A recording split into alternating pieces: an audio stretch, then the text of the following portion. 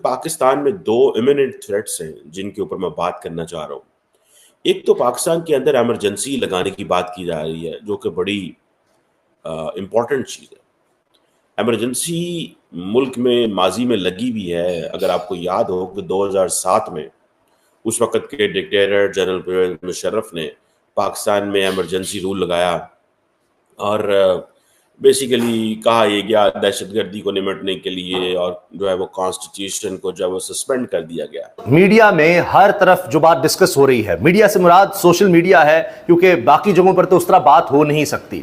हर तरफ चर्चा है इस गुफ्तगू का जो मुजीबुर रहमान शामी साहब ने बात की है शाहजेब खानजादा के प्रोग्राम में, और जिस तरह मुनीब फारूक साहब ने एक बात कही कि अब नेशनल सिक्योरिटी, कौमी सलामती और इमरान खान और तहरीक इंसाफ ये इकट्ठे नहीं चल सकते। इसके बाद शामी साहब ने जो बातें कही हैं, जो गुफ्तगू की है कि हमने तारीख से कोई सबक सीखना है नहीं सीखना। तरफ भारत वो देश है जहां पे कई सारे राज्य पहल क्या कर रहे हैं, ये पहल कर रहे हैं कि बच्चों को मदरसों से निकाल करके अच्छे स्कूल्स में भेजा जाए। उन स्कूल्स में क्या होगा, उन स्कूल्स में 50 तरीके की जॉब अपॉर्चुनिटीज़ हैं। मदरसे में कितनी जॉब अपॉर्चुनिटीज़ हैं, उंगलियों पे गिन सकते हैं। मात्र इतनी जॉब अपॉर्चुनिटीज़ हैं। या तो वो मदरसे में ही कल को टीचर बन जाए या उर्दू का प्रोफेसर, उसके अलावा ज़्यादा कोई जो है वो वहाँ पर जॉब अपॉर्चुनिटीज़ नहीं है। लेकिन स्कूलों से पढ़ के सब कुछ हो सकता है, डॉक्टर, इंजीनियर, सब कुछ बन सकता है। और हम देखें, कोई भी गरीब छोड़ दीजिए, मतलब अमीर क्या, मिडिल क्लास मुसलमान व्यक्ति भी अगर आप उसको देखेंगे जिसको थोड़ा भी शऊर है, वो अपने बच्चों को हमेशा स्कूलों में अच्छे हिंदी मीडियम, इंग्लिश मीडियम, अलग अलग पंजाबी मीडियम, अलग अलग जो है वहाँ पर पढ़ाना पसंद करता है, ना कि मदरसों में। सिर्फ गरीबों के बच्चे ही वहाँ पढ़ते हैं। दूसरी तरफ जो पाकिस्तान इस कानून का विरोध कर रहा है, जो पाकिस्तान इसका विरोध कर रहा है, उसी पाकिस्तान के अंदर होली खेलने पर जो है वो बैन लगाया जा रहा है। उसी पाकिस्तान के अंदर हम जानते हैं क्रिश्चियंस के त्योहारों, सिखों के त्योहारों, सब पे बैन लगाया जाता है। ये दोगलापन चेहरा है पाकिस्तान। इस वक्त जो इमरान खान साहब की पार्टी है पाकिस्तान तहरीक इंसाफ, उसको पाकिस्तान की जुडिशरी कहा जा रहा है कि बहुत ज्यादा रिलीफ दे रही है। उधर मिलिट्री एस्टैब्लिशमेंट ये कह रही है कि इमरान खान की जो पार्टी है उसने पाकिस्तान के अंदर कॉन्स्टिट्यूशन को भी तोड़ा, फौज के अंदर बगावत भी करवाने की कोशिश की, और जिस दिन पाकिस्तान के आर्मी चीफ ने अपॉइंट होना था जनरल आसिम मुनीर ने, उन्होंने जीएचक्यू के सामने मुजाहरे भी करवाए। तो वो समझते हैं कि इस वक्त मुल्क के अंदर एक गंभीर सिचुएशन है जिसमें जुडिशरी जो है वो रोल प्ले कर रही है।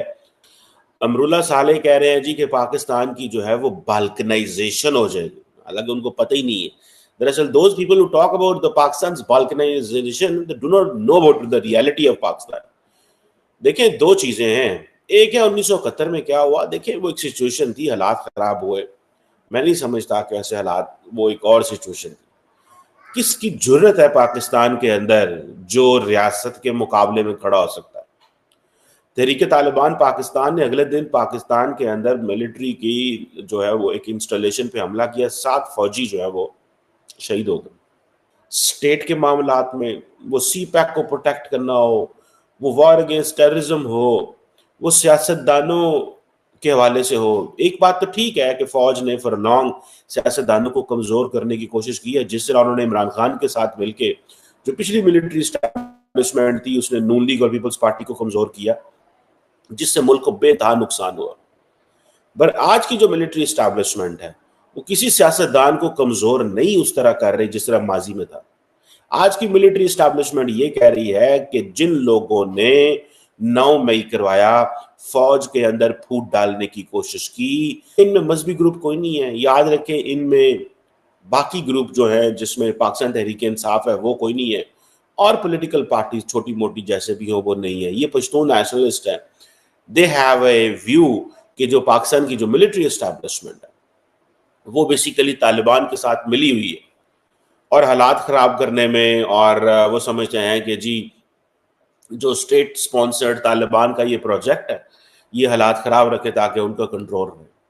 ये एक इल्ज़ाम लगाते हैं फौज के ऊपर। फौज ये कहती है कि भाई ये एक शेयर किस्म की नेग्लिजेंस है आपकी, कि आप अंडरस्टैंड ही नहीं कर रहे।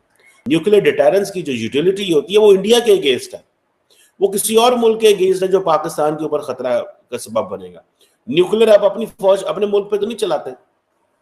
सो न्यूक्लियर का जो बातें वो कर रहे हैं, और वो कह रहे हैं पाकिस्तान की बाल्कनाइजेशन हो जाएगी, पाकिस्तान का न्यूक्लियर प्रोग्राम खतरे में।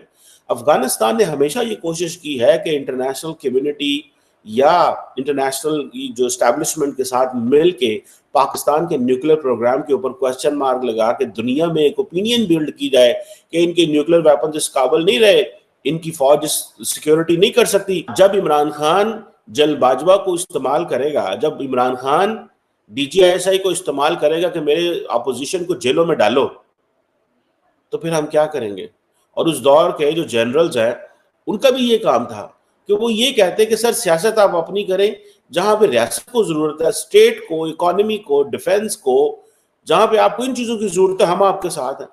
वो सियासत भी करते रहे, रियासत भी बचाते रहे। अब वो लाइन ब्लर हो गई, लोगों ने ये महसूस करना शुरू कर दिया कि ये क्या कर रहे हैं। इस वजह से अब दो चैलेंजेस है। एक तो इमरजेंसी की बात हो रही है क्योंकि जी जो जुडिशरी है वो सपोर्ट कर रही है इमरान खान को और इमरान खान के खिलाफ केस खत्म कर रही है, तो ठीक है, फिर हम उस तरफ जाएंगे, हम जुडिशरी के फैसले नहीं मानेंगे अगर जुडिशरी ऐसे कर रही है। So their voices are often amplified globally. ठीक है, मैं जाती तौर पे समझता हूं कि पाकिस्तान की मिलिट्री लीडरशिप को और पाकिस्तान के पॉलिटिशियंस को they need to sit with the Pashtun nationalist. उनको इनसे बैठना चाहिए, बात करनी चाहिए। ठीक है जी, बैठना चाहिए कि अगर फौज के ऊपर हमला हो रहा है और फौज के जवान भी शहादतें दे रहे हैं, जर्नैल भी शहादतें दे रहे हैं, कर्नैल भी दे रहे हैं, ब्रिगेडियर भी दे रहे हैं, सारे लोग दे रहे हैं। बिलावल कभी जरदारी साहब, बेनजीर भुट्टो और कौमी सलामती साथ नहीं चल सकते। आज इमरान खान सबसे बड़ी जमात तहरीक इंसाफ, वो और कौमी सलामती साथ नहीं चल सकते, तो हमने इस मुल्क को कहां लेकर जाना है। फिर उन्होंने ये भी कहा कि कौन होते हैं लोग कहने वाले कि जी सुप्रीम कोर्ट के फैसले को नहीं मानेंगे, आपने रियासत बचानी है नहीं बचानी।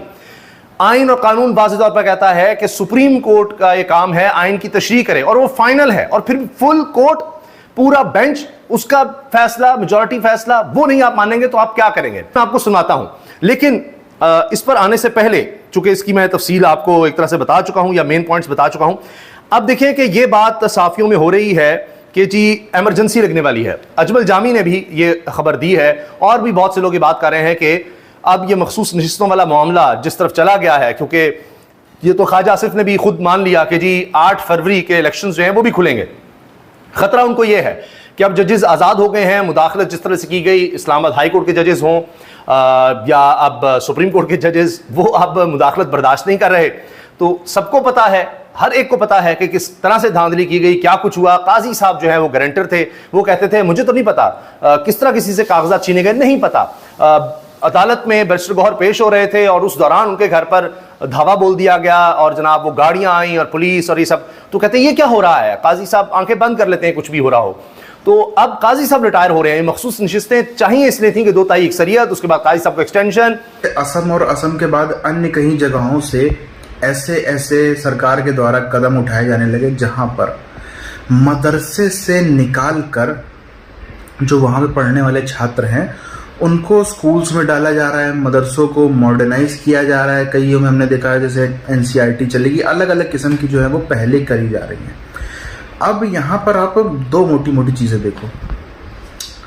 एक, जो इस देश का बहुसंख्यक समाज है उसके भी अपने गुरुकुल व्यवस्था थी और हमेशा से चलती आई, मगर आज अगर आप देखोगे तो गुरुकुल व्यवस्था कहीं ना कहीं मॉडर्नाइज हो गई। कई जगहों पे हम ऐसा देखेंगे जो गुरुकुल थे वो मॉडर्नाइज हो गए। उन्होंने खुद से, किसी ने कोई सरकार को उनको रोकने की जरूरत नहीं पड़ी, सरकार कुछ नहीं करने की जरूरत पड़ी, उन्होंने अपने आप को मॉडर्न किया और वही गुरुकुल आज चल भी रहे हैं। अगर आप देखोगे जो गुरुकुल आज चल रहे हैं उसमें से 70% 80% ऐसे गुरुकुल हैं जो खुद को मॉडर्न कर पाए। जो नहीं कर पाए, जो किसी काम की शिक्षा नहीं दे रहा, मतलब जो आज के टाइम में उतना योग्य नहीं है जिससे व्यक्ति कमा पाए जब बच्चा बड़ा हो, तो वो उन गुरुकुलों से खुद ही इस देश के बहुसंख्यक समाज के लोगों ने अपने बच्चों को निकालना चालू कर दिया। खुद ही बहुसंख्यक समाज जो है इस देश का, उसके लोगों ने उन गुरुकुलों से निकाला अपने बच्चों को। नहीं, हम यहाँ नहीं पढ़ाएंगे, हिंदी मीडियम में भी नहीं पढ़ाएंगे, अपने अपने जो स्टेट के अलग अलग रीजनल मीडियम्स हैं, क्योंकि उनकी शिक्षा का स्तर कहीं ना कहीं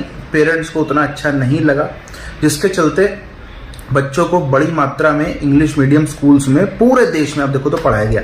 और बात सिर्फ पढ़ाने वाली नहीं है, आप देखेंगे एक हमें तरीका देखने को मिलता है कि भाई 2 रोटी कम खा लेंगे, मगर पढ़ाई लिखाई में कोई कॉम्प्रोमाइज़ बच्चों को नहीं करना चाहिए।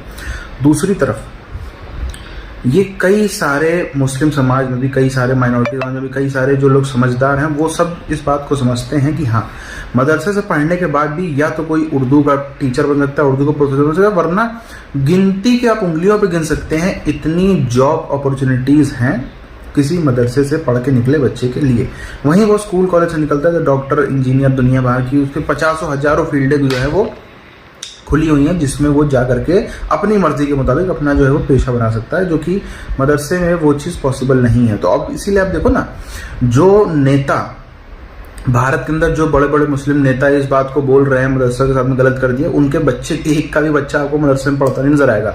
एक भी किसी फिल्म सितारे का कोई मुसलमान व्यक्ति जो फिल्म सितारा हो, जिसकी ढंग की इनकम हो, वो कभी भी अपने बच्चों को आप देखेंगे मदरसों में नहीं, वो अपने बच्चों को स्कूल्स में ही भेजते नजर आते हैं। तो यहीं से समझ में आता है कि सिर्फ गरीबों के बच्चे ही को ही क्यों पढ़ाया जा रहा है। गरीबों के बच्चों को मदरसों में इसलिए पढ़ाया जा रहा है क्योंकि उससे कई लोगों के मकसद पूरे हैं। एक हुजूम तैयार करना है, एक हुजूम तैयार करना है, जो कुछ भी बात हो तो सड़कों पे हुजूम लगाएगा कौन? हम हुजूम लगाएंगे ऐसे लोग। तो उसके लिए ये सब किया जा रहा है। अब समझ में आ रहा है लोगों को, गरीब जो मुस्लिम समाज के लोग, उनको समझ में आ रहा है, तब वो भी अपने बच्चों को बेहतर चाहते हैं कि इसकी जगह स्कूल्स में ही पढ़ाया जाए।